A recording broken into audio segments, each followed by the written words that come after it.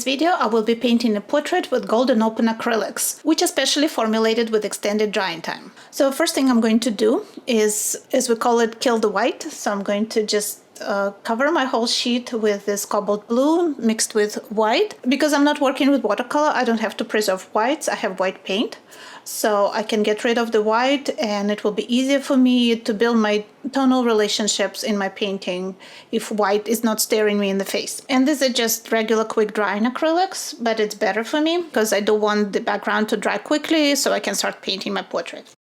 This is my first time using Golden Open for portrait painting. I did use them before to paint flowers. Those flowers I painted on gesso board, which is a piece of masonite primed with gesso, and I will leave you a link to that video in the card and also in the video description below. But this time I'm going to use Canson's Oil and Acrylic pad as my substrate. So it's just a piece of paper, but it's specially primed to receive oil and acrylic.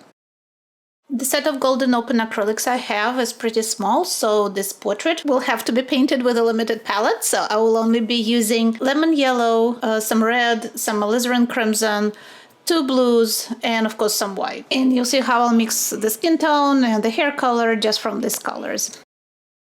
Okay, after my background dried, I'm going to draw the face, my model. I'm using a free reference photo that I found online. Some people use charcoal to prepare for acrylic painting. I prefer to draw with my brush. I think it's easier and more natural way to draw. And if something doesn't work out, you can always wipe with your paper towel and start over or make corrections while the paint is still wet, or you can just paint it over. So I'm going to sketch out my model with some blue, which will hopefully then blend with my painting and or get covered by further layers of paint.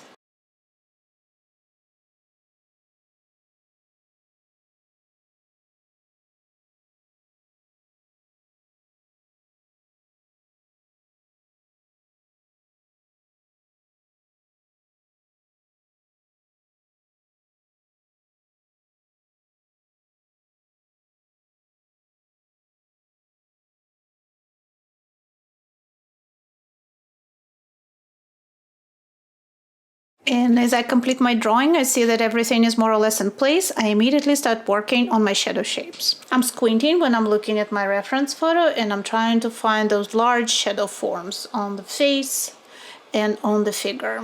And I'm painting them with dark blue.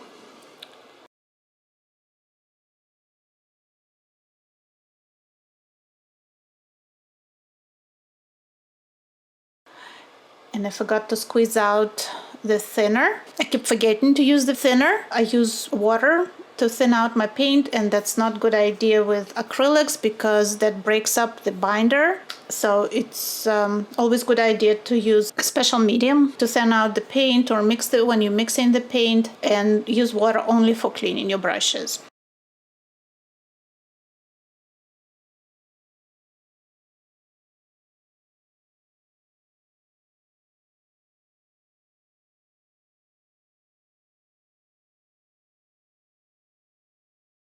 All right, I think my shadow shapes are more or less in place, so now we can start working on this skin tone. And I'm going to start with the lightest areas, and I will gradually add variations to the skin tone, the core shadows that I see on the face. It's a little hard to find good reference photos online because a lot of times models have very bright light shining them directly in the face. They have basically no shadows on the face. The photographers, for their purposes, it works better, but for us artists, that doesn't help us to sculpt the form, to see the form. This photo has pretty good shadows. She still has the light kind of shining straight on her, but at least I can see some shadows on the face. And my goal here is to work with large forms. I want my portrait to be more abstract rather than photorealistic. So I will be simplifying the details. And also my goal is to incorporate that bright blue background that I painted into my painting. And you will see if you watch the video if I succeeded to do that. And it's kind of hard to explain. But when the painting is finished, you will see what I mean. There will be like little glimpses of blue here and there. I think it really adds to the painting, adds some visual interest. And I'm hoping that it will be easy for me to blend my paint because these are slow drying acrylics, and hopefully I'll have a little more time to, first of all, find my shapes and then to connect and blend my shapes together on the face. It's a young woman in the picture, so she doesn't have pronounced wrinkles or folds on the skin, so to portray her age correctly, I will have to blend my shadows really well and not age her unnecessarily in my portrait. She does have a lot of makeup, which is kind of hard when you paint. It's hard to see the features because makeup kind of distorts them, but I'm hoping to just make it part of my painting and kind of part of the idea of this painting. Kind of like she's coming out of the dark background and we just see glimpses of her. I did not transfer the photo on the page. I tried to just, draw by hand, use method of sight measuring when I draw. It's kind of visually evaluate distances and angles. And if I don't get super exact likeness, that's no big deal because this is, I call it a portrait, but I don't know this person. This was not a commissioned painting. So it's kind of my artistic interpretation of the model. So I think exact likeness is not important. It's more important for me to achieve my artistic goals, to convey the mood and have a unified finished piece with this cool color palette that I wanted to use.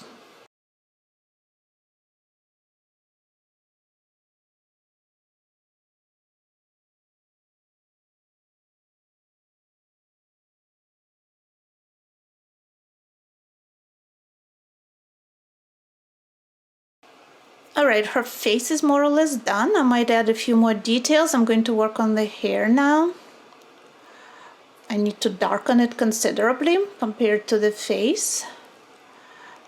So I'm using my blues, and I think I'm going to make her hair a little fuller than what it is in the photo. And it's very important to treat hair as a geometric form. We kind of tend to get distracted, and I'm guilty of that, to start showing separate strands, and we forget to show the overall shape first.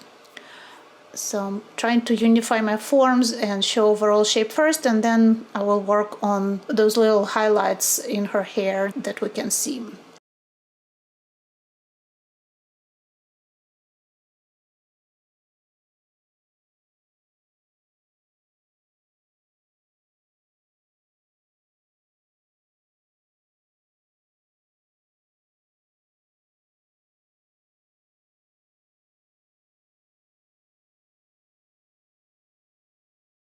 And acrylics darken slightly as they dry, so I'm going to keep adding highlights to her face as I go.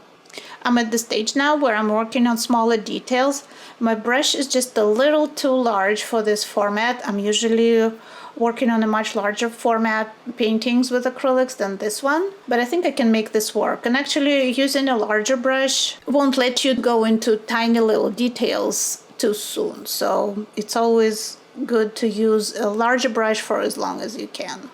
So those small details allow me to bring my painting closer and closer to the model. Likeness in a portrait, it's all in those details, right? The more precise the details are, the more precise the sizes and positioning of the features, the more the painting will look like the model.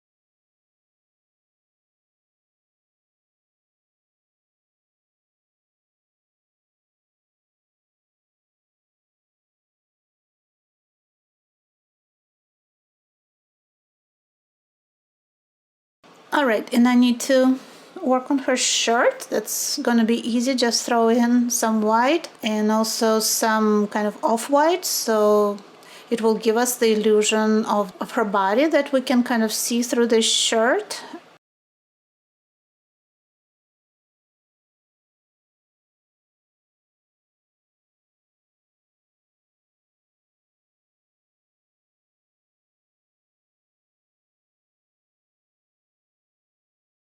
And her arms are kind of behind her back, so I'm just gonna hint at them with some flesh tone. Okay, and now I think I need to unify my shapes on the face a little more. And what I discovered, which is why I decided to post this video, is that those Golden Open Acrylics behave totally different on this paper pad than they do on a gesso board. So when I painted with them on gesso board, they stayed wet and slippery for a long time. I easily finished my painting and nothing was dry, and it wasn't dry for a couple more days. But this paper, it's a lot more absorbent, and I can tell you now that I'm trying to blend the details on the face. The paint is starting to dry a little bit, so paper absorbed some of the moisture from the paint. So even though these are extended drying time acrylics, on this paper pad you will have to work a little bit faster than you would on canvas or a gesso board. But my painting is almost done. I'm just fiddling with it, putting final touches, verifying the form, adding highlights to the hair, and all I need to do is basically finish her shirt and finish the background. And if you used golden acrylics or acrylics in general before, let me know in comments which substrate you used, if you're painting on canvas, on a board, or on those paper pads, and what was your experience. Did you experience difference in drying times in the acrylics or behavior of the paint? I will be very curious to know what was your experience. Okay, now I'm just going to darken the background behind her here on the bottom to balance her hair. I don't want that to be the only dark spot on the page. And then I'm going to add a few highlights to kind of indicate the water behind her with some white and off-white paint, just to blend the background a little bit more with the figure.